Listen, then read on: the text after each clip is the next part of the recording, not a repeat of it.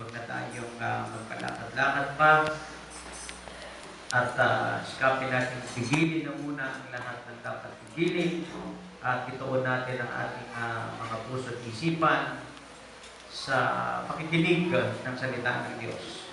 Buksan natin sa aklat ng Ezekiel 28 verse 4 and 5. Ezekiel 28 verse 4 and 5. At makikita natin dito yung kapahayagan ng Panginoon sa Ezekiel 28 verse 4 and 5 mula sa English, NIV to, NIV, from the New International Version. By your wisdom and understanding, you have gained wealth for yourself and amassed gold and silver in your treasuries. By your great skill in trading, you have increased your wealth, and because of your wealth, your heart has grown pride or proud. Amen. At ang pamagat ng ating mensahe, ang napakagandang mensahe ng Diyos sa oras na ito, ay pinamagatang, wealth earned only for self-gain makes one proud. Wealth earned only for self-gain makes one proud. Kapag ang isang tao ay yumaman para lamang sa kanyang sarili, siya ay yayaman. Kapag ang isang tao ay yumaman para lamang sa kanyang sarili, siya ay yayaman. Wealth earned only for self-gain makes one proud. Isang maling paniniwala at isang maling katuruan na hanggang ngayon ay kumakalat pa rin even sa body of Christ, among the born-again Christian, among the believers of the Triune God, maging sa mga mananampalataya na sumasamba sa tunay na Diyos na binubuo ng Ama, Anak at Banal na Espiritu, merong maling paniniwala at merong maling katuruan. Para sa kanila, kapag ikaw ay isang Kristiyano at yumayaman ka, mali. May tao pa ho ba rito? Para sa marami, kapag ikaw ay Kristiyano, yumayaman ka, hindi ito tama. Ang sabi nila, kapag ikaw ay Kristiyano, dapat hindi kayo mayaman. May tao pa ho ba? Walang tao. Hinggang nakakaunaway, pumalakpangan ng malakas ni Lord. Sabi nila, hindi maganda sa mga Kristiyano ang yumayaman. Lalong-lalo na sa mga manggagawa ni Kristo. Lalong-lalo na sa mga lingkod ng Diyos. Kaya kapag nakakita sila ng mga lingkod ng Diyos na yumayaman, nagagalit sila. Ang sinasabi nila, kapag ikaw ay lingkod ng Diyos, ikaw ay isang mangangaral, kailangan manatili kang mahirap. May tao ba ho ba rito? Pag ikaw ay isang Kristiyanong yumayaman, hindi tama iyon. Sabi nila, lalo na kung ikaw ay isang mangangaral na yumayaman, hindi tama iyon. At ang kanilang akusasyon, ikaw ay magnanakaw. Nagnakaw ka ng tithes, offering, sacrificial giving, etc., etc. May tao pa ho ba rito? Sapagat ang sinasabi nila sa 1 Timothy 6:10, tingnan natin. 1 Timothy 6:10, for the love of money is the root of all kinds of evil. Some people eager for money have wandered from the faith and pierced themselves with many griefs. Talagang akatayo ng pangat, may Tagalog pa. Talagang naniniwala na ako. Sapagkat ang pag-ibig sa salapi ay ugat ng lahat ng uri ng kasamaan, na sa pagdanasa ng iba ay nangasinsay sa pananampalataya at tinuhog. Halim nito siguro to, ang Biblia ito. At tinuhog ang kanilang sarili ng maraming mga kalumpayan. Kaya tingnan natin. For the love of money. Pakisabi, love of money. Money is not bad. Money is not the root of evil.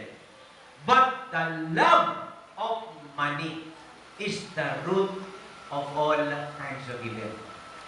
It means money is neutral. No? Neutral yan eh. Parang TV yan eh. Neutral yan eh. Parang cellphone yan. Neutral yan eh. Parang computer yan. Neutral yan eh. Hindi masama ang cellphone. Hindi masama ang computer. Hindi masama ang internet. Hindi masama ang television. Hindi masama ang pera. Tao pa ho ba rito?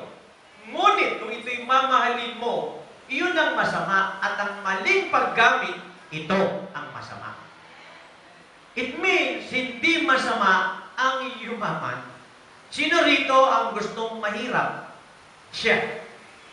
Pag mahirap ka, the Bible says, wala kang kaibigan. Pati kang mag-anakan mo ay lumalayo. Pero pag ikaw ay mayaman, napakarami mong kaibigan. Pati hindi mo kaano-ano ay nagsasabing kamag-anak mo sila. Tama ba? Kapag wala kang pera, ang hirap gawin ang maraming bagay. There are inconveniences, no? If you have no money or lack of money. So it means it's not the money that is the root of all kinds of evil, but the love of money.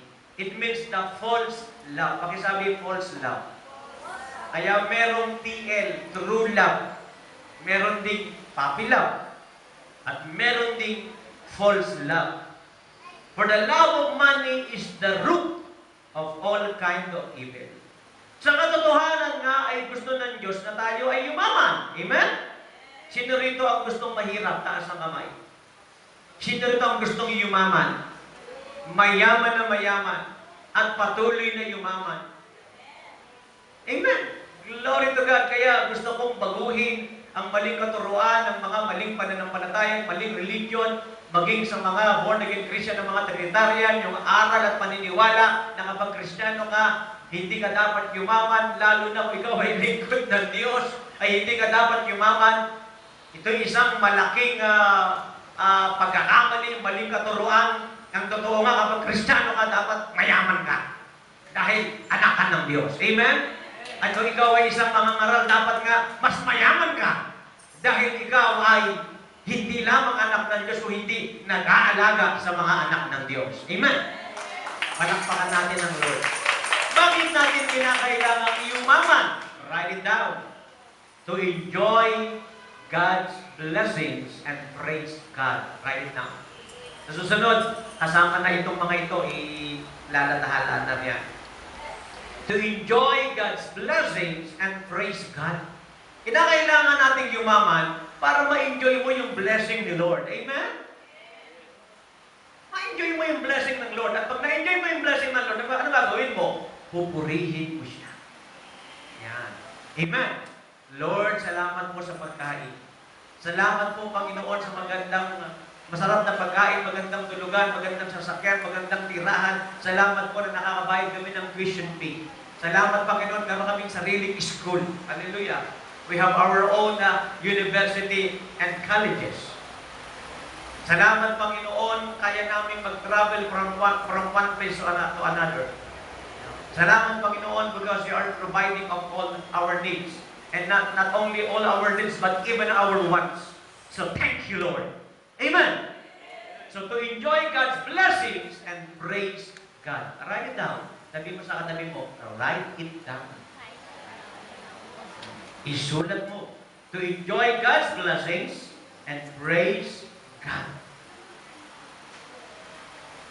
Number 2, it is convenient to serve God. Convenient to serve God. Ito pa ho ba rito? Naglilingkod kay Kristo. Saan ka pupunta? Magmi-mission. Saan ka pupunta? Sa India. Di pamasahin ka? Wala nga eh. Kano ka makapunta ng India? Yun nga ang problema ko eh. Magpapalo ka ba? Oo eh. May pamasahin ka? Wala nga eh. Yun nga ang problema ko eh. Tao pa ho ba rito? Paano kung wala tayong projector? Oh, di meron tayong mga inconveniences, right? Tama? Hello, are you still with me? Meron tayong mga inconveniences. So, ganun yan eh. So, kapag wala kang pera, there are inconveniences. Di ba? But if you have money and if you are wealthy, it is convenient. Very convenient to serve the Lord. Amen. Hallelujah. Palakpakan natin ang Panginoon. Di ba? Kung wala kang sasakyan, lalo na kung maulan, di ba? Parang hindi ka maka-attend. Pero pag may sasakyan ka, kahit maulan, sugod ka. Amen. Dahil may sasakyan ka. Amen. Sino yung mga walang sasakyan? Sino yung gusto magkaroon ng sasakyan? O, unahin ninyo ako. Ayun. Lalo na kung nangako ka na uunahin mo ako. Siyempre naman. Sino ba dapat nauna? Ang anak o ang tatay? O, kaya nga sabi ni Joshua, Papa, yung iPhone ni Kuya, kung sa akin dumating yan, sa'yo na muna yan eh. Sabi niya gano'n. Tao pa ho ba rito? Kaya sino ang nauna? Yung tatay yung panganay. Yung panganay. So, pangatlo. Bakit tayo kinakailangan ng yumaman? To help the needy. Para tulungan ng mga nangangailangan. Di ba minsan nahabang tayo, maraming nangangailangan? Gusto mong tumulong, right? Hindi ka makatulong dahil ikaw mismo ay nangangailangan. Yun eh. Gusto mong tumulong sa iba, hindi ka makatulong sa iba dahil ikaw mismo ay nangangailangan. Alam mo, gusto mong tulungan ka eh. Kaya lang problema. Wawa din ako eh. Parehas lang tayo, wawa. May tao ba ho ba rito? Pangapat, to support and finance the need of the church. To support and finance the need of the church. May tao ba ho ba rito? May pangangailangan ba ang church? Yes. Hindi pa nga kompleto yung ating upuan. Bibili pa tayo ng upuan. At marami pa tayong bibili. Bibili pa tayo ng panibagong keyboard, panibagong drums, at speakers, and more high-tech microphones. May tao ba ho ba rito? Amen. So to support the needs of the church. And lastly, to support and finance the propagation of the gospel of Christ. Bagaman yung propagation of the gospel of Christ is also the needs of the church, pero inihiwalay ko siya. So kailangan suportahan ang pangangaral ng salita ng Diyos. Amen po ba? Amen. Nilista niyo ba? Ilan yun? Ang mga hindi naglilista ay makakalimutan niya at hindi magagamit ni Lord mightily. May tao pa ho ba rito? Alam niyo, nung ako'y nag-aaral, may mga tagalista ako. Yes, may mga tagasulat ako. Kaya yung notebook ko, iba't-iba ang sulat niya, iba't-iba ang sulat kamay niya. Napakatamad kong sumulat, napakatamad kong maglista. Kaya ang ginagawa ko, pinupuntahan ko yung mga girls na classmate ko, pinagbubula ko. Pakisulat mo naman ako, pakisulat mo naman ako, sabay papupukaya mo ng mga mata. Wala silang magawa kundi sumulat. Di ba? Tawag ba ho ba rito? Yung ba ng mga nagpapupukay sa kanya ng mata, parang si Coco eh. Coconut shell. May tao pa ho ba rito? Ngayon, ano ngayon ang masama? Balikan natin ang ating konteksto. Sister Elms. Yan. Yan. Yung ating text. Yung text natin. I mean yung title natin. Yung title natin. Sister Elms. Yan. Wealth earned only for self-gain makes one proud. Yun ang masama. Yung ikaw ay yumayaman, may tao pa ba? Yumayaman ka para sa sarili mo lang. At pag ikaw ay yumayaman para sa sarili mo lang, ikaw ay nagiging hambog. May tao pa ba rito? Pakisabi, hambog. Hambog.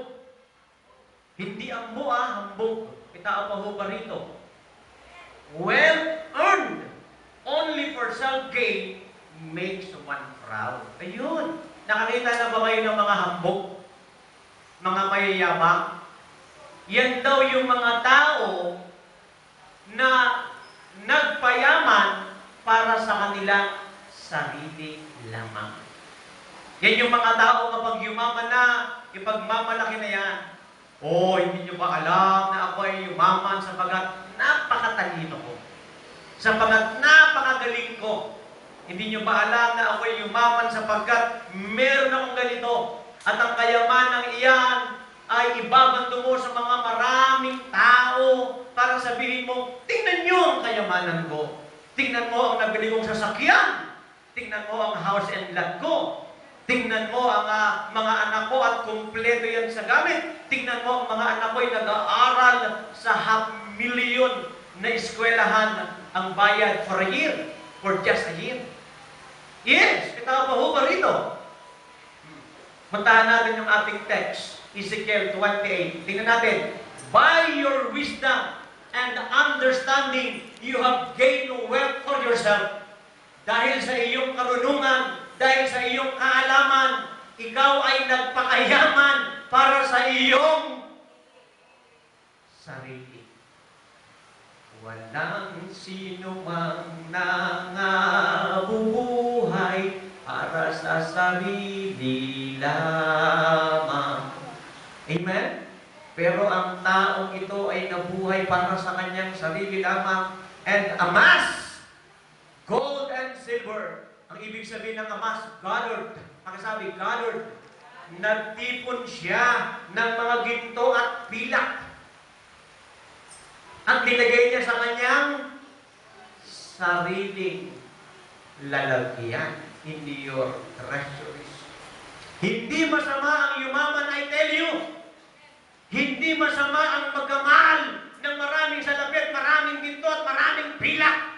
Hindi masama. Ang masama, yan ay para sa sarili mo lamang at ilalagay mo lamang sa sarili mong ATM, sa sarili mong kahadiyero, sa sarili mong bag, sa sarili mong cabinet. You have gained wealth for yourself and amass gold and silver in your treasuries. Tama ho ba nito? Alam mo, naranasan niya ni Hari Nebuchadnezzar eh. Sa aklat po ng Daniel chapter 4, puntahan natin, Daniel chapter 4, Sister Elvis.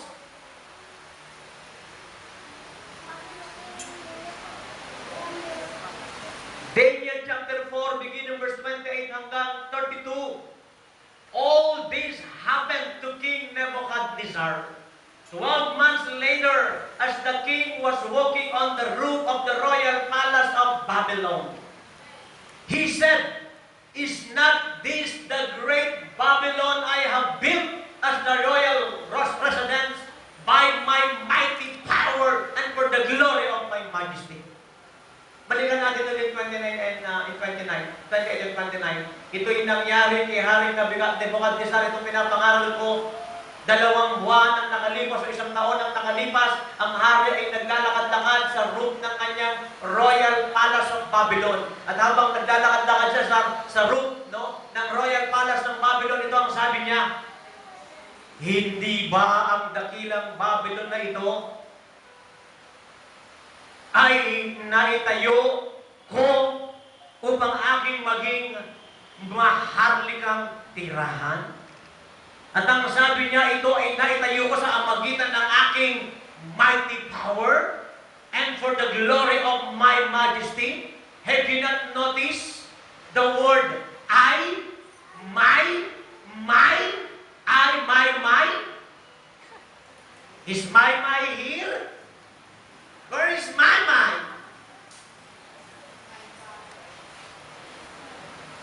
May tao pa po ba dito? He said, "Is not this the great Babylon I have built as the royal residence by my mighty power and for the glory of my majesty?" May tao pa ho ba rito? Alam ba ninyo na ang Ezekiel 28, balikan natin saglit. Ang Ezekiel 28, balikan natin saglit. Hallelujah. By your wisdom and understanding, you have gained wealth for yourself. Alam mo ba ang Ezekiel 28? Ito po ay kapahayagan ng Diyos para kay Haring Tiro, the king of Tyre. At ito ay hindi lamang niya kapahayagan King Tyre, ito ay kapahayagan din niya ay Satanas. Pakisabi, Satanas. Ang sabi ng Panginoon, nang si Satanas ay nakita na niya ang kanyang kagandahan.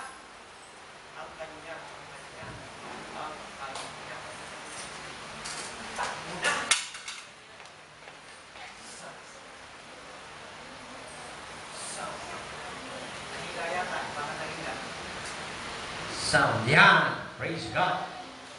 Glory to God. Palakpakan natin si Lord. Alam mo, si Satanas, nung nakita niya ang kanyang kagandahan, ang kanyang mataas na pwesto, abay, imbis na magpasalamat sa Diyos, nakikinig pa ho ba tayo? Nung nakita ni Satanas yung kanyang pagiging choir director, yung kanyang kagandahan, alam niyo ba ang pangalan ni Satan ay hindi naman talaga Satan, kundi Lucifer. Satan means the enemy of God. But before his name was changed from Lucifer into Satan, no, yung pangalan ng Lucifer, it means the bright morning star. Tala sa umaga ang pangalan ni Satanas na Lucifer. Kita mo ba? Imbis na makita niya na meron siyang ganito na dating wala, imbis na magpasalamat sa Diyos at i-recognize ang Diyos na may bigay nito, abay gusto niyang lampasan ang Diyos at palitan ng Diyos. Kita pa ho ba rito? Kaya sabi ko nga sa inyo, pagdating na magating mo sa lugar na ito, kung hindi man yung first day, ako'y lumuhod dito. At nagpasalamat sa Diyos, may church tayo. Kaya mabilis tayo nga alis dito para bigyan ng Diyos na mas maganda at mas malaking church. Ang taong marunong magpasalamat sa Diyos, tuloy-tuloy na binabiyayaan ng Panginoon. Kaya sabi ko nga sa isang kapatid, pag may nagbigay sa iyo ng dirham, pag nagbigay sa iyo may nagbigay sa iyo ng dollar, ng won, ng yens at ng peso, huwag mong isipin mo na kaagad kung saan mo dadalhin yan o saan mo ibabayad yan. Ang isipin mo ay galing sa Diyos yan. At unang mong gawin, pasalamatan siya. At pangalawa, ihiwalay mo ang para sa Diyos. Amen? Giving is an act of worship and thanksgiving to God. Giving is an act of worship and thanksgiving to God. Palakpakan natin si Lord. At ituloy natin ang pagbasa. No? Balikan natin yung Daniel 4. Yan. Daniel 4. All this happened to King Nebuchadnezzar 12 months later as the king was walking on the roof of the royal palace of Babylon. Verse 13.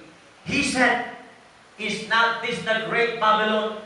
Diliin pa niya yung salitang great, no? I have built as the royal. Bihira. Not Sprite, but royal.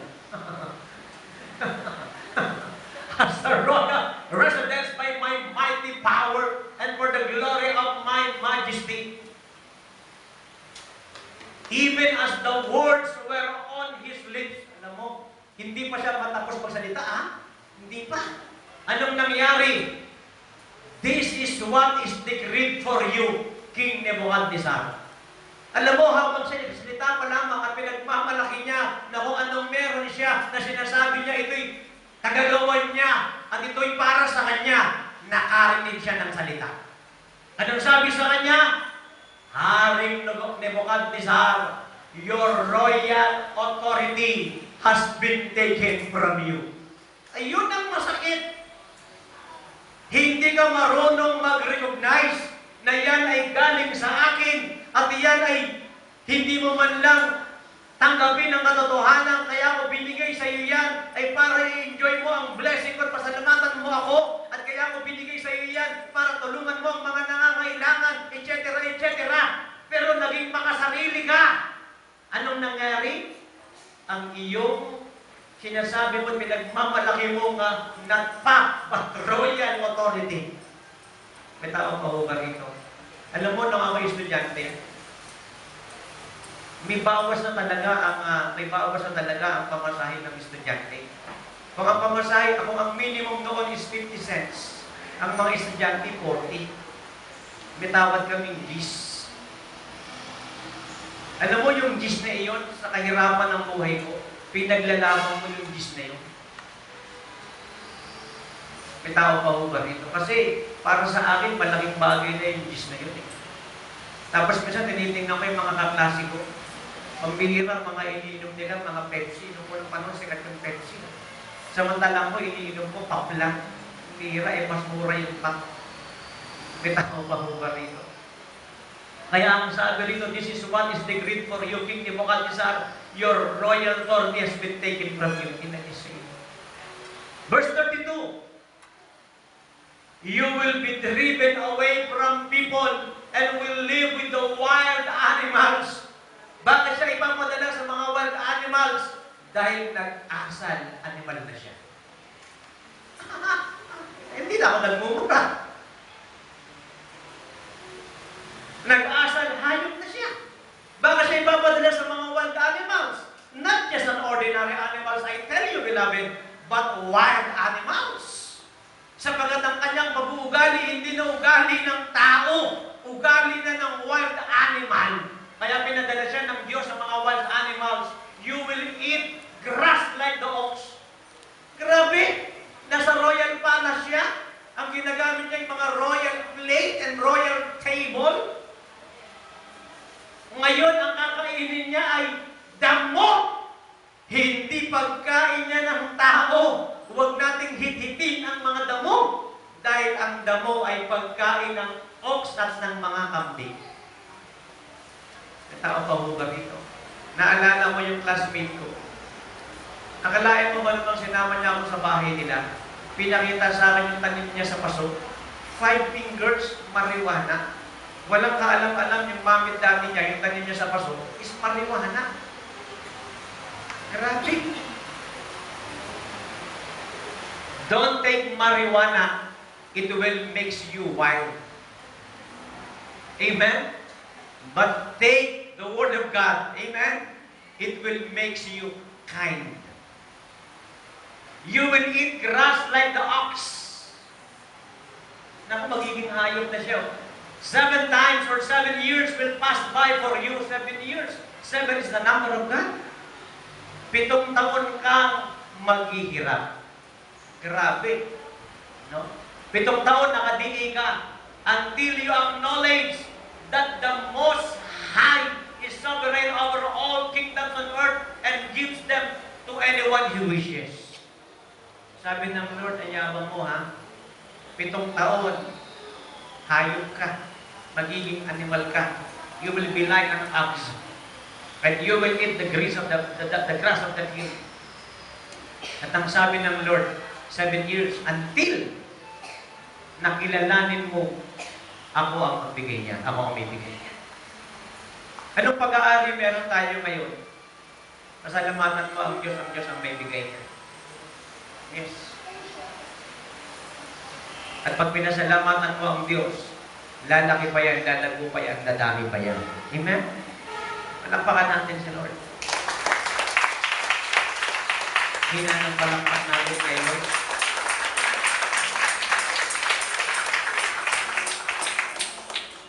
Mga minamahal, balikan natin yung Ezekiel 28, 4 and 5. Balikan natin sa clip. Balikan natin. Anong sabi sa Ezekiel 28, 4 and 5? By your wisdom and understanding, you have gained wealth for yourself. You know, there's nothing wrong about wealth eh. Ang problema yung wealth for yourself eh. Amass gold and silver. There's nothing wrong about gathering gold and silver. What is wrong is in your treasuries. In your treasuries. Sino rito ang may ATM card? Be honest to yourself. Who owns that ATM card? Who has money in the bank? Who owns that money in the bank? Sino rito yung mga may savings? Who owns that savings? Sino rito yung mga may car? Sino rito yung merong house and lot, etc., etc., good job, good business. And who owns that? By your great skill and trading, you have increased your wealth. And because of your wealth for yourself, your heart has grown proud. Magpapayabang talaga sa iyo yan. Pag sinasabi mong akin to eh. Hindi mo ba alam ang aking tinatamasa ngayon, pinagpagalan ko yan? Pinaghirapan ko yan? Hindi mo ba nakita nangayayat ako? O tumaba ako? Hindi mo ba nakita nakalbo ako o pumuti na ang buhok ko? O tumaas na ang noo ko? Hindi mo nakita na nagsunog na ako ng kilay? Nakamit ko ito dahil sa aking. Pakisabing aking. Kapag iyan ang ating mga panalita, our heart will become proud. Yayamang tayo. Tatawagin tayo si Mr. Yabang. Ako si Mr. Yabang. O kaya, ako naman si Miss Yabang. Katao pa ako rito. Naalala ko kayo mga pelikula noon, maglalabas ng 1,000, sisindihan ng lighter, ibang sisindi ng sigarilyo, 1,000. Grabe. Ang bihira. Katao pa ako rito. And because of your wealth, your heart has grown proud. Yumabang ka na. Dahil, inangkin mo na eh. Katao pa ako rito. Inangkin mo na, kaya yumabang ka na. Ituloy natin ang pagbasa ng salita ng Panginoon. Tingnan natin sa aklat ng Isaiah 10, 12, and 13. Isaiah 10, 12, and 13. Glory to God. Isaiah 10, 12, and 13.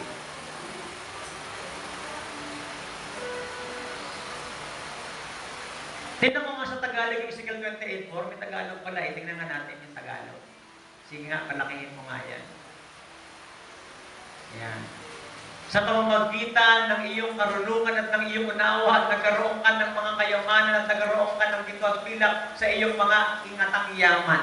Sa iyong mga ingatang yaman. Sa pamamagitan ng iyong dakilang karunungan at ng iyong pangangalakan ay napalago mo ang iyong mga kayamanan at ang iyong puso ay nagmataas dahil sa iyong kayamanan. Nakikinig pa ba tayo? Nagmataas na siya dahil sa kanyang kayamanan.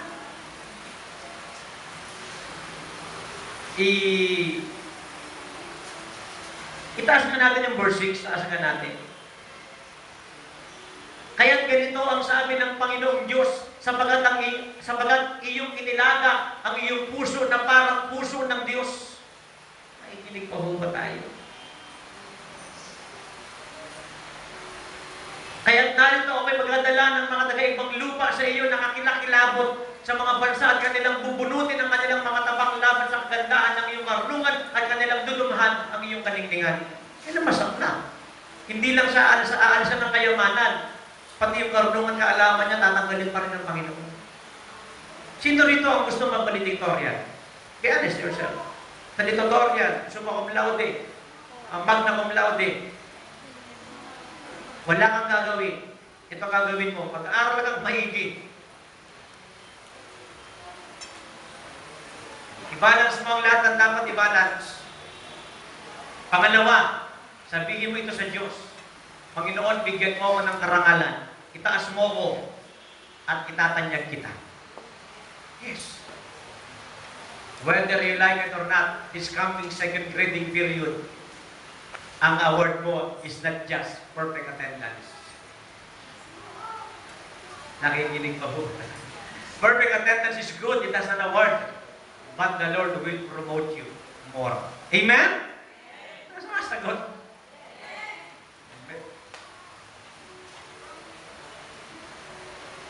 Mag-aaral kang maigi. Ay lingkod ng Diyos, okay mang magkakaras. Pwede. C-R-U-S-H. Pero yung crush mo na yan, huwag kang umabot sa crush. C-R-A-S-H. Huwag kang mag-crush. Is it okay to have a jowa? If you are in the... ang hirap niyan. Ang hirap niyan. Hirap sagutin niya. Saan natin pag-usapan niya? Sa ngayon, yung 28% ang ating pag-usapan muna. 28%. Kanilang ibababa ka. Ako, ibababa ka sa hukay at ikaw ay mamamatay ng kamatayan niyo nang mapatay sa kalagitnaan ng mga dagat. Grabe. Tao pa hubar dito.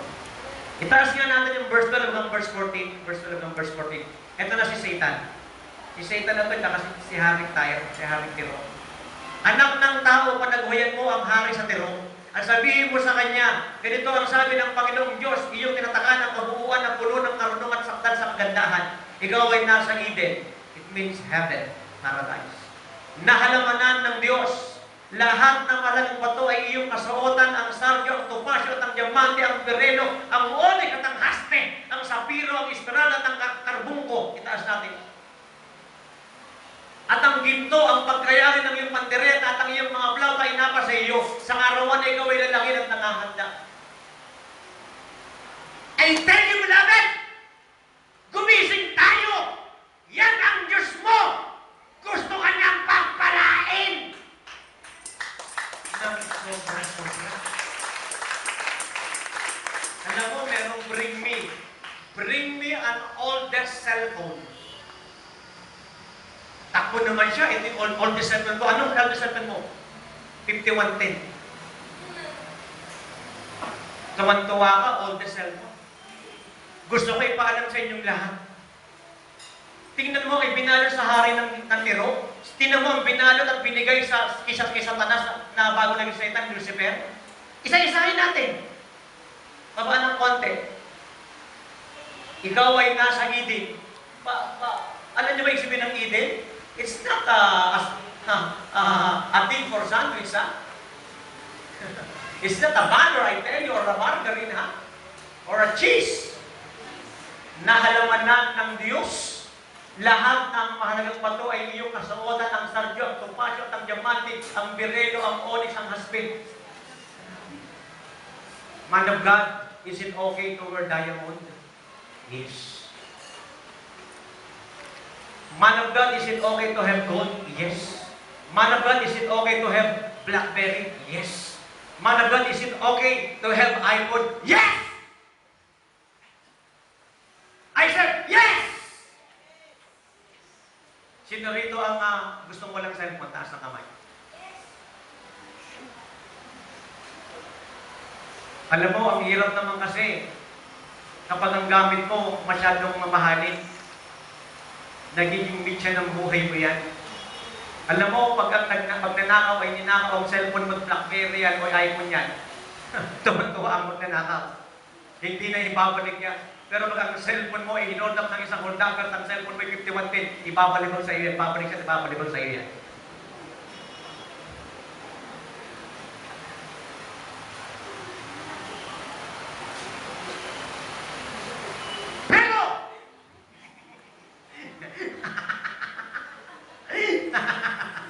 Hindi ka bibigyan ng Diyos ng kayamanan para yan ay nakawin sa iyo at para maging mitya ng buhay mo, para malaman mo that God is good all the time and all the time God is good. Para malaman mo na ang mga minamahal ng Diyos ay bibigyan niya ng the best. Hallelujah! Do you remember my prophecy? Rumaragas ang pagpapala. Maring masabi mo, lingkod ng Diyos, hindi totoo ang prophecy mo. Dinilay lang ng Diyos saglit ang prophecy ko upang sa ganoon ay subukin ang katapatan mo. At ngayong nasubok na ng Diyos, ngayong nasubok na ng Diyos ang katapatan mo. Hintayin mo, ngayon na, bubuhos na ang rumaragas ang pagpapala. Nang sinabi ng Panginoon kay Abraham, magkakaanak ka. 75 years old si Abraham, 76 wala pa, 77 na siya, wala pa rin, 78 na siya, wala pa rin, 79, 80, 81, 82, 83, 84, 85, 86, 87, 89, 90, 91, 92, 93, 94, 95, 96, 97, 98, 99, wala pa rin! Pero hindi humina ang pananampalataya ni Abraham.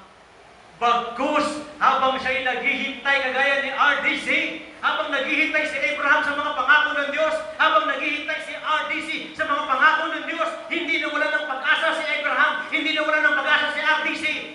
At nung edad lang, isang daang taon na, Si Abraham, ibinigay sa kanya ng Diyos ang napakaraming anak. Ang mga naghihintay at umaasa sa Diyos, Isaiah 14:29 hanggang 31, ay hindi nawawalan, bagkus lumalakas at patuloy na nananagana at patuloy na yumayaman. Yung mga walang tiyaga, walang tiyaga. Sino gusto makakain ng bulalo? Pakukuluan mo yan. Alam mo, masarap kumain ng bulalo. Yung bang buto, bubuksan mo yan at lalabas yung marrow. Tapos gagamitan mo yan ng pressure cooker. I tell you, ang sabaw niyan, malapot-lapot talaga. Ang sarap higupin ng sabaw niyan, tutulog talaga sipon mo. Nung unang panahon, sumsuma namin yan eh. Pero ngayon, gusto pa rin, hindi na sumsuman, hindi na pulutan. Kundi masarap na pagkain ng Panginoon. Glory to God. Isipin mo, ikaw ay nasa Eden. Purihin ang Lord. Bigyan niyo po ako ng bahay. Kahit po ano lang, yung mga katabi ko, yung mga maiingay, nagmumurahan, kung magpatugtog, napakalakas. Wala kang privacy. Okay na, basta may sariling bahay. Mali! Ang sabi ko, mali!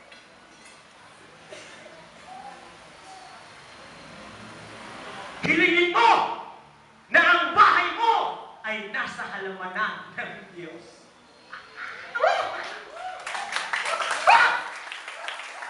Sabi nga ni Jesus Julie, ganun pala yung mga taga-Pasig, no? Hindi ganun. Pero alam mo, Sir Julie, blessed na ako sa'yo, pero kulang kayo. Takit mo pa ng sigaw. Kahit na mga lusaw yung make-up mo, bakit na kaya pag-make-up? Para sobrang sigaw mo.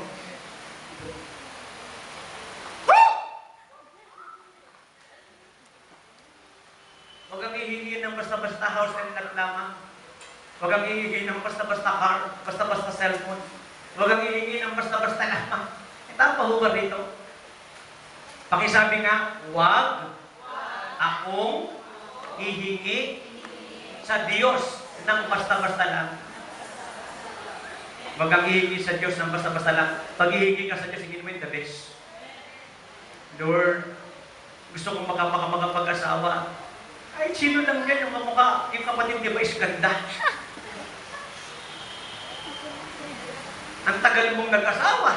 Ang tagal mong naghintay. Pinagpasdan ka na, pinagmanang-manang ka na. Mapapang-asawa mo rin na, kapatid pa ni Vice ganda. Bigulay. Okay lang sana kung kamukha. Kung ganyan lang ang mukha, kung ganyan ang ugali. Pero si Vice ganda ay maganda siya. Ayon sa kanya. And then, sino pa si Vice ganda? Kasi lagi niya sinasabi, mukhang kabayo raw siya. Ganyan siya tumawa. Sumikat siya kasi lagi niya sinasabi, ako ang taong mukhang kabayo. Kaya yung mga fans niya, gustong-gusto niya